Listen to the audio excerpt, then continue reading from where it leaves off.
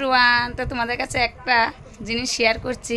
তো দেখো, দেখতেই পাচ্ছ আমার মেয়ে এখানে কত টাকা গণাগণি করছে, আর টাকাগুলো এটার মধ্যে জমাচ্ছিল, কারণ তার পাপায় রোজ দিন স্কুলে 20 টাকা 10 টাকা করে খেতে দিত, আর সে না খেয়ে টাকাগুলি এখানে দেখো জমা করছে।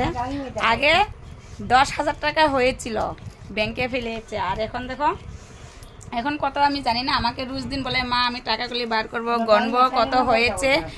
তারপর দেখো আমি ভাবছি কি একদিন মানে বার করে ভিডিওটা বানাবো, আর সে আমি মানে টাইম দিচ্ছি না বলে সে দেখো আজ চুপচাপ বাপ বেটা মিলে টাকাগুলি বার করে গণাগণি করছে। এখন এসে আমি দেখলাম, তার ভিডিওটা করে নিলাম।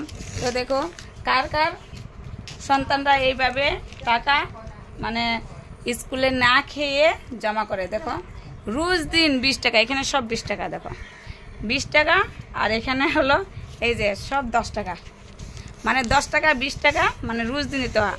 আর যত আত্মীয়রা আসে 50 টাকা, বেশিরভাগ তো 50 টাকাই দেয়। সব পয়সা এইভাবে জমা করে, মধ্যে মধ্যে আমি 100 টাকা 200 টাকা এইভাবে দিই। রোজ দিন সে টাকাগুলি স্কুলে খরচা না করে এইভাবে জমাতো এই যে সিলিন্ডারে। কার কার সন্তানরা এইভাবে জমা করে একটু অবশ্যই কমেন্টে জানিও বন্ধুরা। তো দেখো, আর চুপচাপ আমাকে বলবে, মা আমাকে টিফিন দিয়ে দিও, আমি স্কুলে খাবো না। তারপর মধ্যে মধ্যে খায়, আর মধ্যে মধ্যে আমি একটু টিফিনও দিয়ে দিই, স্কুলে না খেয়ে এইভাবে জমা করে। দেখো আজ মানে সব ফার্স্ট হয়ে গেল তার পাপার সামনে।